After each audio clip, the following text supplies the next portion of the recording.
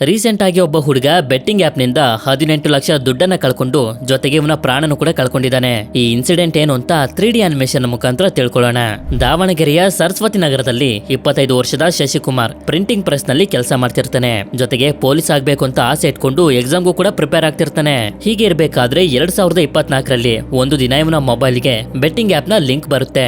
ಶಶಿಕುಮಾರ್ ಕೂಡ ಬೇಗ ದುಡ್ಡನ್ನ ಮಾಡಬಹುದು ಅಂತ ಆಸೆಗೆ 500 ರೂಪಾಯಿನ ಡೆಪಾಸಿಟ್ ಮಾಡಿ ಆಟನ ಶುರು ಮಾಡ್ತಾನೆ. ಹೀಗೆ ಆಡ್ತಾ ಈ ಆಪ್ ಗೆ ಇಷ್ಟೊಂದು ಅಡಿಕ್ಟ್ ಆಗೋಗ್ತಾನೆ ಅಂತಂದ್ರೆ ತುಂಬಾ ಸಾಲ ಮಾಡಿ ಕೆಲವು ತಿಂಗಳುಗಳಲ್ಲೇ ಈ ಆಪ್ ನಿಂದ 18 ಲಕ್ಷನ ಕಳ್ಕೊತಾನೆ. ಮತ್ತೊಂದು ಕಡೆ ಸಾಲ ಕೊಟ್ಟಿರೋರು ಚಿತ್ರಹಿಂಸೆ ಕೊಡ್ತಿರ್ತಾರೆ ದುಡ್ಡನ್ನ ವಾಪಸ್ ಕೊಡು ಅಂತ.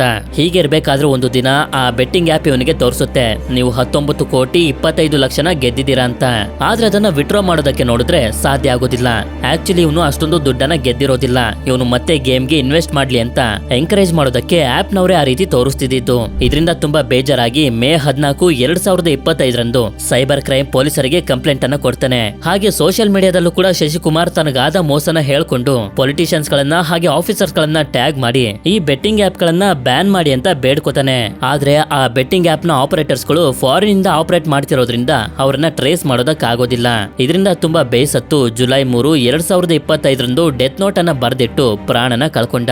ಆ ಡೆತ್ ನೋಟ್ ನಲ್ಲಿ ಇವನ ಜೊತೆ ಆದಂತ ಎಲ್ಲಾ ಘಟನೆಗಳನ್ನ ಹಂಚ್ಕೊಂಡು ಬೆಟ್ಟಿಂಗ್ ಆಪ್ ಗಳನ್ನ ಬ್ಯಾನ್ ಮಾಡಿ ಅಂತ ಕೇಳ್ಕೊಂಡಿದ್ದಾನೆ. ಶಶಿಕುಮಾರ್ನ ಈ ಸ್ಟೋರಿ ಎಲ್ಲರಿಗೂ ಒಂದು ಎಚ್ಚರಿಕೆ.